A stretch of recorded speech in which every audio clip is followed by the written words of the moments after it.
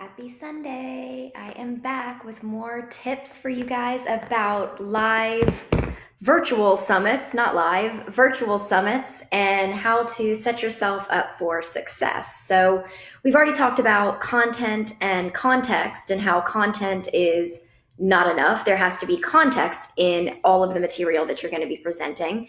And then yesterday we talked about making how to make your event an experience and engaging and create networking opportunities and all of that. So now we're going to take it one step further and actually talk about the format of your summit. So, and this is more for, if you're doing a summit where there's more than one speaker. So this is a little bit more detailed than just a webinar or a live.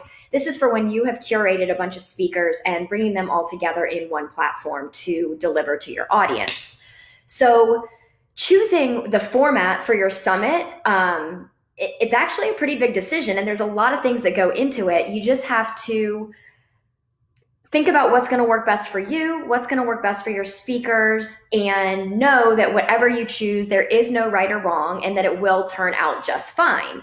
But there are a lot of things to consider when you are making this decision, and I'm going to share with you the things to consider, but then I'm also going to let you know kind of my personal opinion. And, as you know, I love live events. So I feel strongly that the more opportunity you have to have your speakers speaking to your audience in a live environment, just like I'm doing with you now, you're going to have more engagement. There's going to be more excitement. And there's a lot of value and benefit that provides. People are not just sitting behind their computer screen watching webinar after webinar after webinar all day. So thinking about, whether you're going to do live content or pre-recorded content is really going to shape the experience that your attendees have. Excuse me.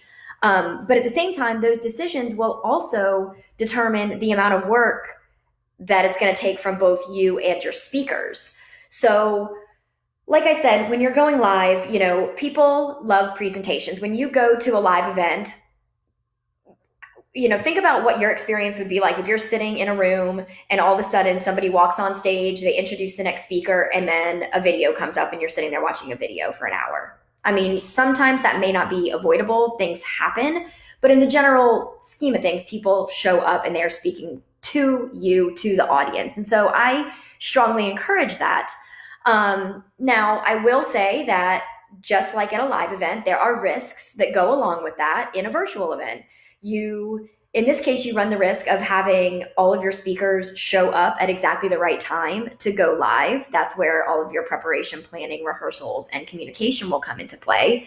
And then there's also you do run the risk of technology and things like that. But overall, I think that people enjoy the live experience. I'm on here and I could be sitting here reading a script and deliver a perfect message, or I could just sit here and show up and I might, lose my words from time to time and, cough here or get distracted and go off on a tangent there. But that's what makes it a true, authentic experience for my listeners or for the audience. So, although switching to the other side, if you don't do live or if you have speakers that aren't comfortable going live, then you have the option to do pre-recorded. And you don't have to worry about as many tech issues. Of course, we are now hosting virtual summits, so technology is a thing, and there will be, you have to be prepared for those hiccups. And that's all about having your contingency plan and being ready to pivot. So, now, I will say that for those that do pre-recorded, you can do a syndicated live. So that is where in this example, this could be me sitting here this morning at 9:00 a.m. recording this and then scheduling it to go live. So you do have that option if you are trying to juggle different availabilities and speakers and timing and things like that. I still would encourage that over just a push and play recorded webinar. So if you do go with this, what I would say is that if you're going to do pre-recorded, do your best to add variety. intermingle all of the things that we've spoken about over the last 2 days, but have some live, have some pre-recorded. And, if you have to have speakers that are talking to a presentation, that's okay too. Just make sure that you have enough variety in there. And so that kind of ties into the different presentation styles that you can do. Personally, I think it is best to discuss all of the different options that are available to your speakers, but let your speakers choose what they are most comfortable with. Okay, my dad is trying to call me. Sorry, Dad, we're busy here. So choose what your speakers are going to be most comfortable with. Whether it is you doing an interview with them, I love the interview aspect because that gives you the opportunity to have a little bit more face time in front of the audience.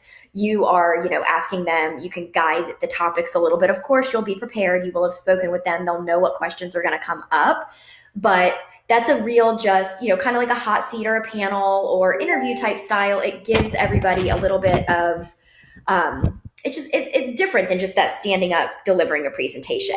So, oh my gosh, my dad's blowing me up over here. So and like I said, your attendees are getting more exposure with each presentation, more exposure to you with each presentation that they're attending. It also gives you the opportunity to connect more with your speakers, which is great for, forming those stronger connections and ongoing, opportunities down the road. So then there's also the talking head, which I think you guys, this is pretty much what you're seeing right now. This is my talking head. And this is in that live environment, right? I don't think that I really have to explain what the talking head is. If you want more information, I'm happy to talk to you about it. This is where, it doesn't require a whole lot of prep time on the front end. Your speakers probably just have an outline of the things that they're going to hit. They've delivered their message multiple times, or they're comfortable with the content they're discussing. And so they have some bullet points similar like I do here now of the topics they're going to hit. And then they just kind of, free form what they're going to share. And then there are slides. And I think that we all are very used to sitting behind a webinar with slides. Now, what I will say is that death by PowerPoint, nobody wants to sit there and watch slide after slide after slide. Now, slides can be very, very helpful. They can be a great visual aid, and it is a support to the message that you're delivering. For example, if I was sitting here right now and I had a slide pulled up, I would not have all of these points that I'm talking about on the slide. I would have probably, in this case, we're talking about presentation style options. I would have a slide that says style options, interview, talking head, slides. It's giving the 3 things that I'm talking about, but you're not having any content on those slides. It's just a visual to go back and forth to, so you can, keep your attendees engaged. And with all of the technology available now, you can combine the best of both worlds. You can have that talking head picture in picture at the bottom of the screen with your slides as well. So, obviously that takes a little bit more time on the speaker side of things if they don't already have a slide deck prepared. That's personally one of my favorite things to do. I love taking people's messages, hearing their signature talk, and then creating visuals that complement that. Your speaker should not need their slides to deliver their story, to deliver their message. They should be comfortable with everything that is going on. Okay, I'm sorry, my dad is not taking no for an answer right now. He wants to talk. Anyway, so those are the different presentation style options. And again, talk with your speakers, see what they're most comfortable with. Chances are you are going to, depending on the number of speakers, you're going to have enough variety that creates a cohesive experience for all of your attendees. And they're not just all sitting watching webinars. It's not all just live. Although I will say that all live, like there is nothing wrong with an all live summit. That is the way I would do it. And even going live, you still can have those PowerPoints or Google Slides, presentations, whatever it is, you still can have that supporting material. I just think it's more authentic. I think that right now people are craving that real personal connection versus sitting down and just delivering what you would do at a business meeting or something like that. So, oh my gosh, seriously? I'm going to have to, Dad, I wish you were here. Okay, sorry. That was just my little shout out to my dad because I know he will watch this later and see how many times he keeps popping up here.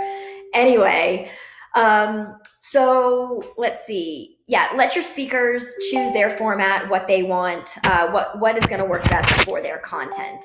And then some other things that you can consider are introductions and outros. We kind of talked about this on the first day where I was talking about, creating that synergy and cohesion, but at the same time, coming on live with an intro before every single speaker, not just in the morning of the event, but before and after, having those bookends of each of the speakers.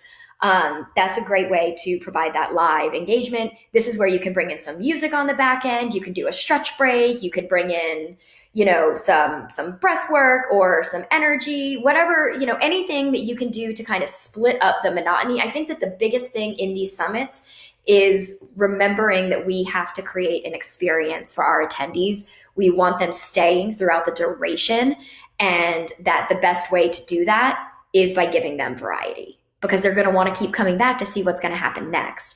So going back to those introductions and the breaks, you can do your own introduction of each speaker. You can record it if you want. Again, I say have some bullet points about their bio, what you're going to say, go in there and just be you. Just show up authentically you, because that is why people are coming to your event in the first place. They already like and trust you. So just show up. And what else? So those are your intros. Outros, same thing. Now, what I've seen a couple different things when it comes to outros. I've seen where somebody is promoting something. Maybe it's the summit organizer is promoting something, and they have, it's almost like a video commercial that plays in between each speaker. Personally, I don't like that. I think it's totally fine to promote whatever it is that you're promoting, but do it strategically. Don't have the same thing so that everybody knows every single time speaker ends, we're going to go into a commercial break, because just like TV or anything else, when you can't anticipate what happens, what are you going to do? You're going to get up, you're going to leave, you're not going to watch it. So make those breaks and those outros entertaining. Thank your speaker for coming on, cover a couple of things that they talked about. Oh, maybe you have the opportunity to open it up for live QA at that point as well. And that's the beautiful part about doing live, is that it gives you so much flexibility. And if you plan your schedule well enough, then you allow time for that speaker that might run a little longer, the speaker that might go a little shorter. And then you have, again, your contingency plan built in for where you can pull in a quick dance party, a quick stretch break, or whatever it may be. And then the last thing that I would say when you are considering your overall summit presentation style is remember your sponsors. If you have sponsor shout outs, incorporate them. Maybe this is an opportunity to allow your sponsor to come and introduce one of the speakers. If there's a strong synergy between what your sponsor's solution or service is combined with that speaker. So just think about creative ways that you can, intertwine every component of your event to really create that cohesion and variety. I think the word of this live is obviously variety. I think just to wrap this up, it doesn't matter what you choose. Your event is going to be great, but there are a lot of choices and you have a lot of options. So really take some time, think about the experience you want your attendees to have, think about your speakers, think about the audience, and know that as long as you are making intentional decisions and you are able to feel like you have a reason that you chose to make that decision, everything else is going to fall into place. So, it really just, it really just comes down to taking the time on the back end, making those decisions and thinking through what is going to be best for your audience. So I would love to talk through the different options with you guys. Obviously, love talking about it. If you have an agenda put together for your event already and just would like another set of eyes, I'm happy to look at that as well. A lot of times I know if it's anything like me, I am so down in the weeds of my stuff that it takes having somebody else take a look at it and be like, well, did you think about just flipping A and B and having B come first? And it makes all the difference in the world. So I would love to do that for you. I'm here to support you in any way that I can. I hope that everybody is having a wonderful weekend. Yes, it is Sunday. I know it is really tough to remember what day of the week it is right now. The only way I'm keeping myself straight is by choosing to not sit in my office on the weekends and create more homey space. So hope you guys have a great day, and I will be back tomorrow at 2:30.